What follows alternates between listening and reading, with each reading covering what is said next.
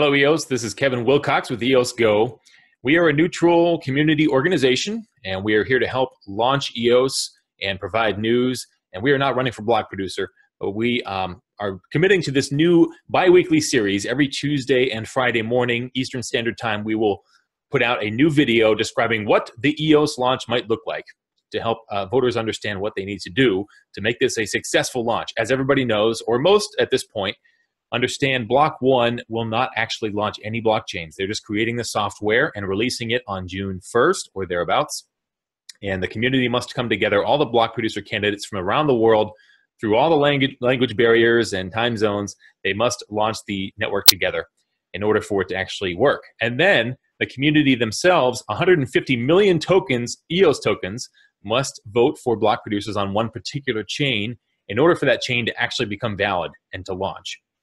So that means 15%, 150 million tokens need to vote together. That is a staggering number, in fact. If you look at all the token holders who have actually registered their tokens right now, we're at 13%, and we're automatically assuming that every single one of them will vote for block producers on the same chain.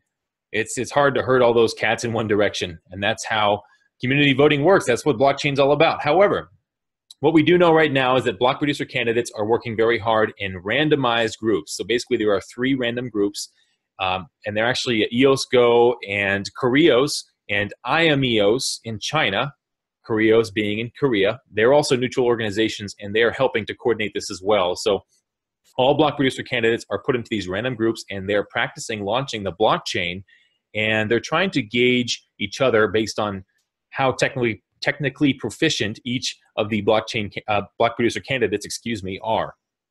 So hopefully sometime in mid-May, it looks like, as of right now, April 27th, we will see block producer candidates vote for the most technically proficient candidates that they believe should help launch the blockchain. Now, why this is important? Well, you have to understand that the security revolving launching a blockchain, it takes some pretty intense security protocols, because we'll have a lot of attackers, probably DDoS and who knows what else. Folks will try to take down the network as it's trying to launch. Zcash actually has a fine example of that. They put out a podcast in partnership with NPR, and basically they described about how their entire launch sequence, why it was so secretive and why they were so intense about eliminating cell phones from the room. There could be no outside interference of any type. Long story short, hackers still got in. And we don't know exactly what might happen during this launch, but we need the absolute best block producer candidates in there launching the chain. And then after the chain is up and the community trusts that chain, we can all vote for the block producer candidates we actually want on that chain. So the ideal launch scenario is that every community member, or most, are able to follow along with this process and are able to agree that all the block producer candidates have chosen the best candidates to launch the chain in a fair and auditable way.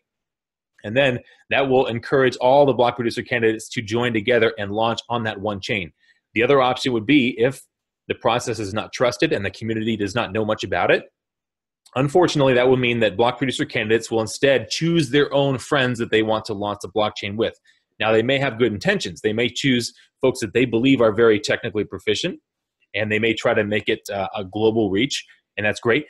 However, there may be candidates that every single voter the voters don't necessarily want to vote for those candidates that were self-chosen, right? Because the other candidates who were left out of this self-selected group will say, well, we're also good. We know what we're doing as well. So let's start our own chain and we'll compete. So what you'll have is multiple groups of block producer candidates all starting their own chains, and then voters will be stuck trying to decide which chain they like all the block producers on and which chain they want to vote for. Therefore, we may never reach that 15% number. Voter turnout, unfortunately, as we mentioned earlier, can be very low in these types of scenarios, especially when a lot of people are trying to speculate and make money on the price going up and down, things of that nature. It's just natural. Voting always has a lockup as well. So it's a 3-day lockup now as opposed to 6 months, but still, there are a lot of folks who are uncertain in the time of launch, and therefore, we cannot expect voter turnout to be extremely high, depending on the scenario. So, long story short, basically we are putting these videos out every Tuesday morning and Friday morning, leading all the way up till launch, what the EOS launch may look like with EOS Go. My name is Kevin Wilcox. If you have any questions, please reach out and we'll address them on the subsequent shows. as we learn more about what's happening, and we're able to update more on what's going on and how this all might turn out. In the end, let's just launch EOS, right? Go EOS.